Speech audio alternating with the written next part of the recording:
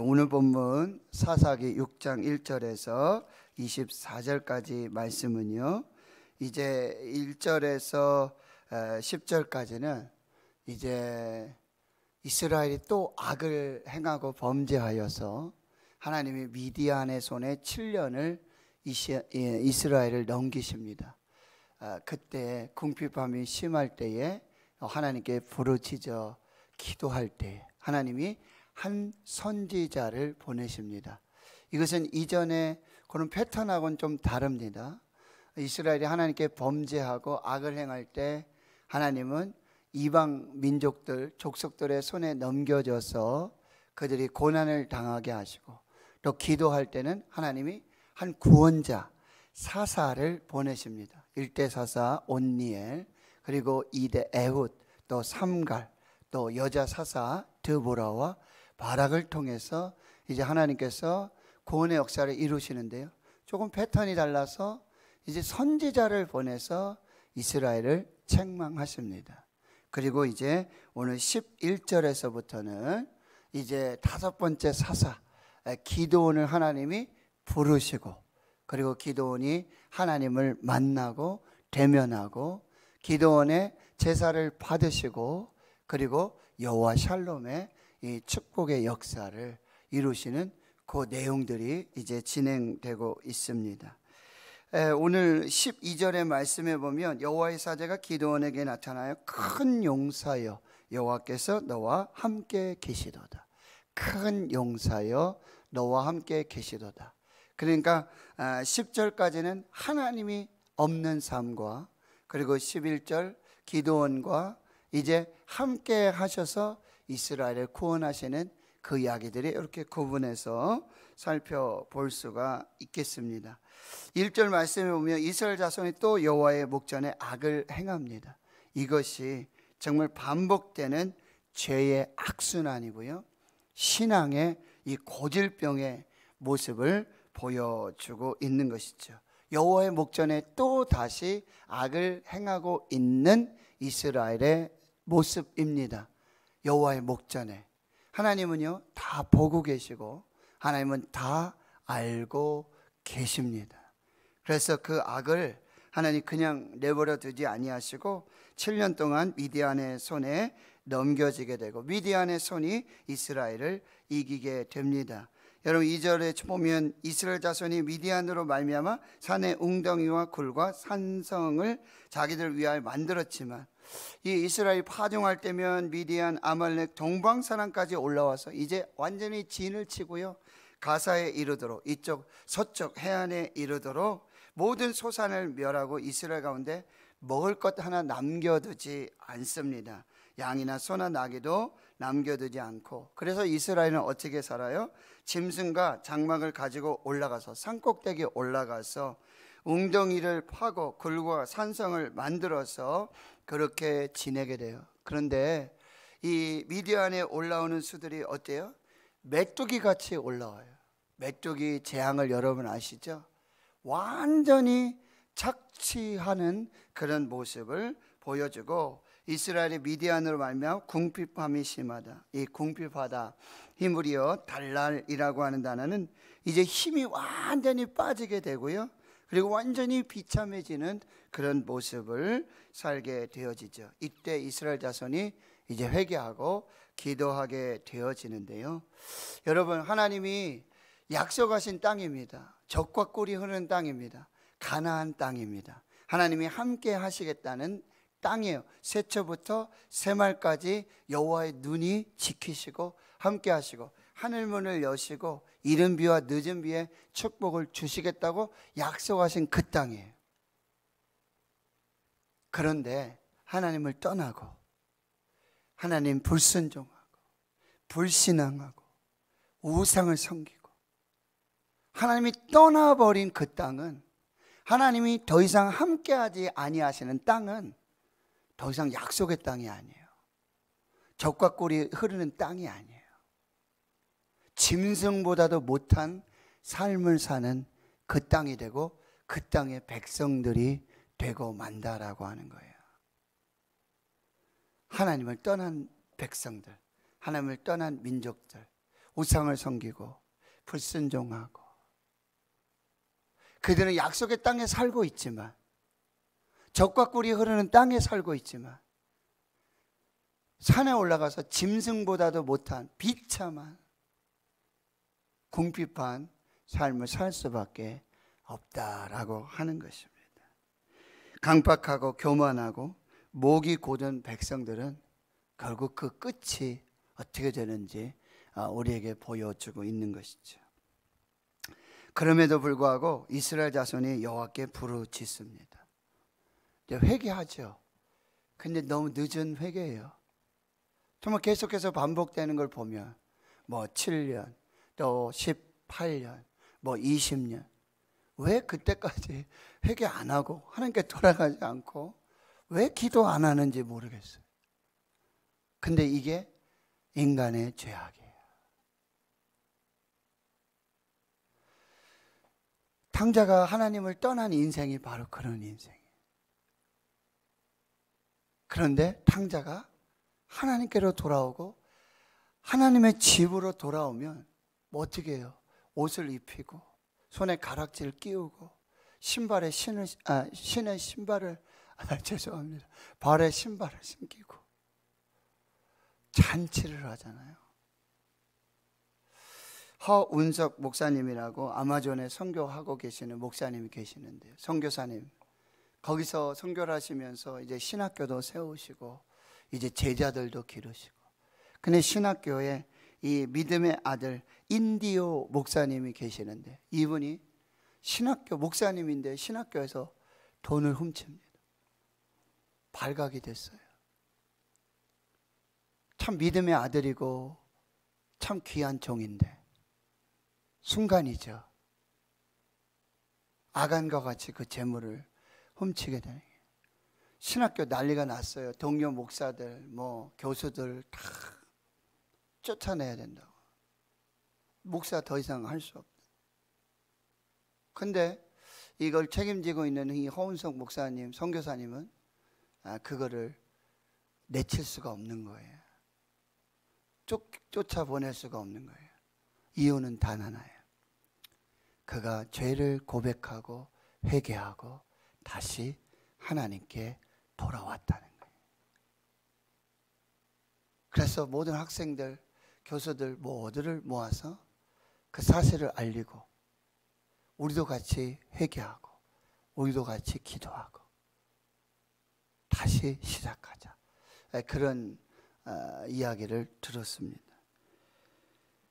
하나님 앞에 회개하고 돌아오면, 죄를 고백하면 하나님 미쁘시고 의로우사 우리의 모든 죄를 사하시고 우리가 다시 구원의 역사를 시작한다는 거예요. 탕자가 왜 그런 큰 은혜를 입습니까? 아버지께로 돌아오는 거예요. 아버지의 집으로 돌아오는 거예요. 회개하여 그때 하나님의 은혜와 그 사랑의 축복은 더하여진다라는 말씀입니다. 회개하라, 천국이 가까이 왔느니라. 이것이 복음의 메시지입니다. 7절에서부터 이제 이스라엘 자손이 미디안으로 말미암아 여호와께 부르짖어요. 그런데 여호와께서 한 선지자를 보내셔서 하나님의 말씀을 전하시는데, 이스라엘 하나님, 내가 너희를 애굽에서 인도하여 내고 종되었던 집에서 나오게 하고 애굽 사람의 손과 너희를 학대하는 모든 사람의 손에 너희를 건져내고 그들을 너희 앞에서 쫓아내고 이 땅을 너에게 주었으며 내가 너에게는 말하지 아니하였느냐?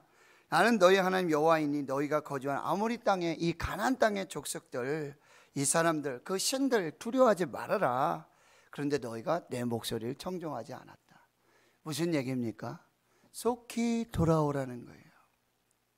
그리고 구원의 은혜를 잊지 말라는 것입니다. 구원의 은혜를 잊지 말아라. 우리가 평생 잊지 말아야 하는 거, 천국 갈 때까지 잊지 말아야 되는 거, 구원의 은혜입니다. 죄로 말미암아 죽었던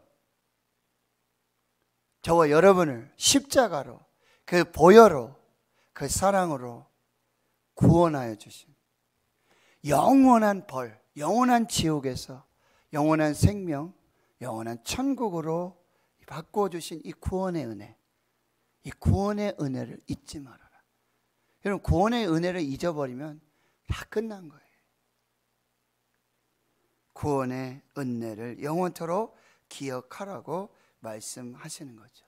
이제 11절에부터 16절까지는 이 기드온의 소명의 이야기가 나오는데, 여호와의 사자가 아비에스의 사람 요아스에게 속한 오브레에게 속한 상수리 나무에 앉아 있는데요, 아침 요아스의 아들 기드온의 사람이 미디안 사람에게 알리지 않습니다. 왜냐하면 그 추수하고 이러는 걸 또 알게 되면 올라와서 다 또 가져가니까요.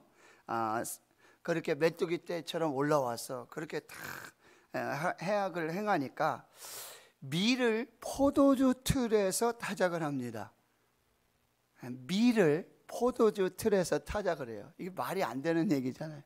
근데 미디안 사람을 속이기 위해서는 어쩔 수가 없어요. 그리고 이 미디안은 촌부입니다. 농부입니다. 밀을 재배하는. 근데 그 밀을 가지고 포도주 틀에서 타작을 하는데, 여호와의 사자가 기드온에게 나타나서 큰 용사여, 여호와께서 너와 함께 계시도다. 이 말이 안 되잖아요. 그리고 이제 15절에 보면은 이렇게 말합니다. 나의 집은 므낫세 중에 극히 약하고 나는 내 아버지 집에서 가장 작은 자입니다. 지금 기드온이 그렇게 얘기하는데, 하나님의 사자는 오셔가지고는 큰 용사라고 그래요. 큰 용사라고 그래요. 하나님의 함께 하심이 큰 용사가 되는 가장 중요한 비결입니다. 하나님이 함께 하시는 거예요. 그래서 이 13절에 기드온이 하나님 함께 해 주셨다면 우리가 지금 이런 상황이 이게 말이 됩니까? 미디안에 이런 핍박을 받는 것이, 이 궁핍함이 말이 됩니까? 그리고 우리 조상들은 분명히 하나님이 우리와 함께 해주셔서 애굽에서 우리를 건져내시고 구원해 주신 그 이적의 역사 우리에게 말해 주셨는데 이게 말이 됩니까? 14절에 여호와께서 그를 향해서 말씀하십니다. 너는 가서 이 너의 힘으로, 무슨 힘인지 알 수가 없어요. 근데 분명한 것은 뭐예요? 그 힘의 근원은, 그 능력의 근원은 하나님이 함께 하십니다. 임마누엘입니다. 하나님이 함께 하시는 힘이 능력이 되는 것입니다.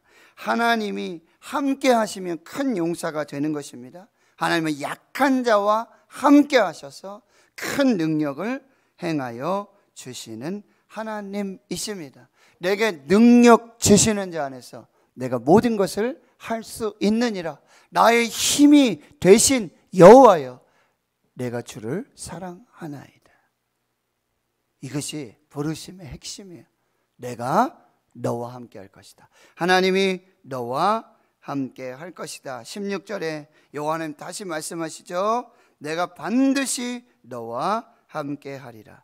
여러분, 11절에 여호와의 사자라고 그렇게 말하죠. 그런데요, 16절에는 여호와의 사자가 여호와로 바뀝니다. 하나님이 지금 함께 하시겠다를 다시 말씀해 주시는 거죠. 근데 17절에 기드온이 표징을 구하게 되어지는 것이죠. 내가 예물 가지고 하나님께 와서 다시 하나님 만나 뵙기를 원합니다.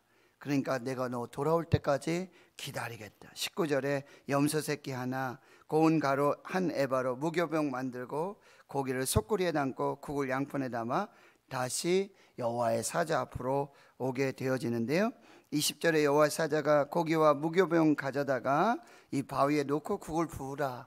기드온이 그대로 행할 때 여호와의 사자가 잡은 손의 지팡이를 내밀 때 고기와 무교병의 이 불이 바위로부터 나와서 고기와 무교병을 다 살라버리게 되어지는 거죠. 여호와의 불이 나왔다. 이것은 신의 산에 강림하신 그런 하나님의 임재와 하나님의 현현을 말씀해 주고 있어요. 기드온은 이제 내가 하나님의 사자를 만났구나, 하나님을 대면하여 만났구나. 그러면 어떻습니까? 죄인된 사람들은 죽을 수밖에 없지요.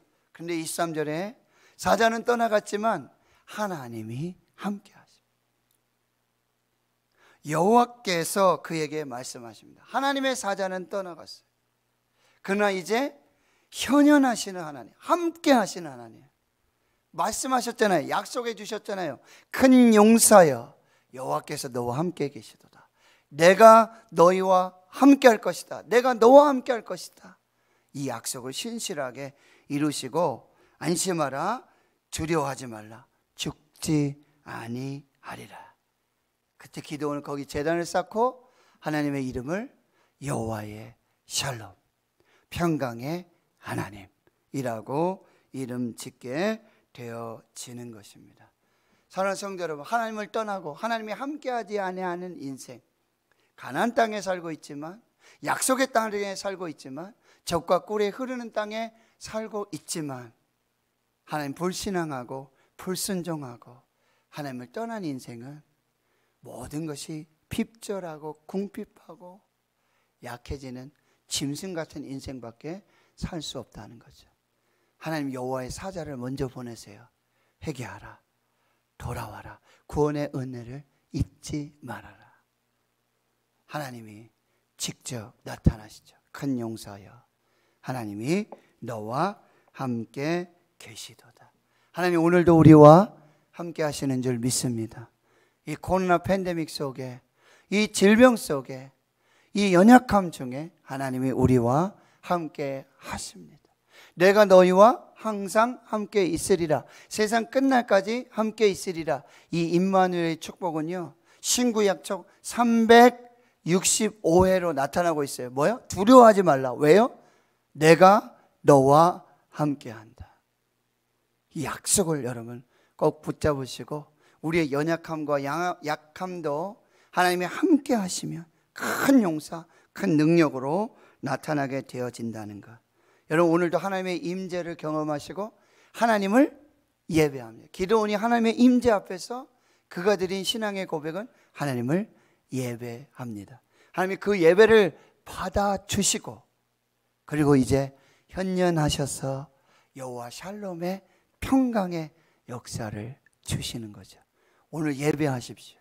하나님의 임재 앞에서 하나님 분명히 우리에게 현현하시고 말씀으로 우리에게 말씀하여 주실 것이고, 그 말씀의 끝은 하나님이 너와 함께 할 것이다.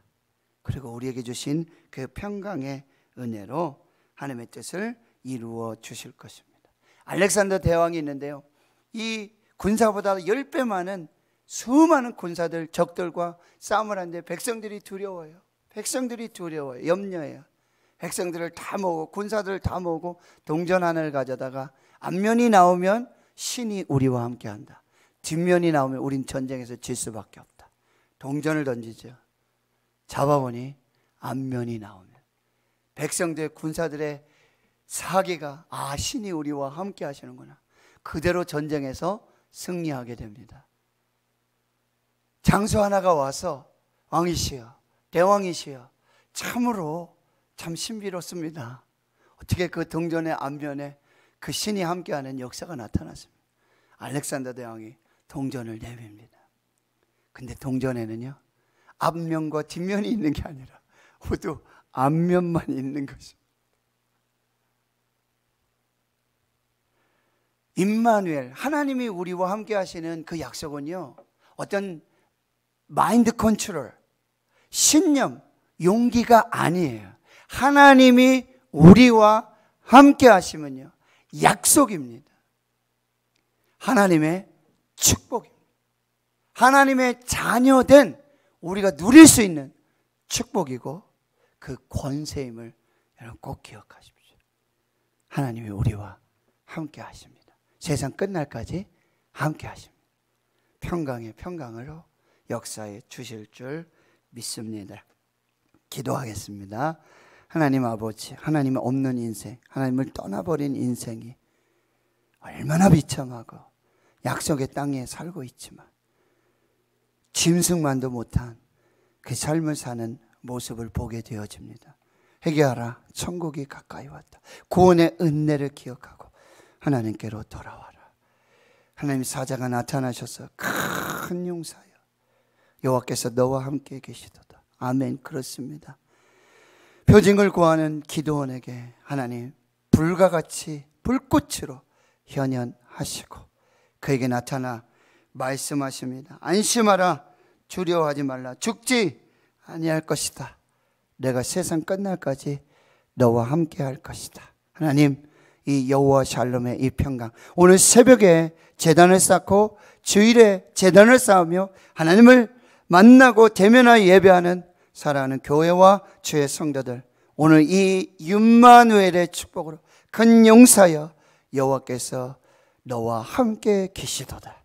하나님, 그 약속을 붙들고 평강의 평강으로 주의 사명 이루어가는 교회와 주의 성도들 되게 해 주시옵소서. 이제는 우리 구주 예수 그리스도의 은혜와 하나님 아버지의 무한하신 사랑하심과 성령의 교통하심이 이제로부터 영원토록 함께 하시옵기를 간절히 축원하옵나이다.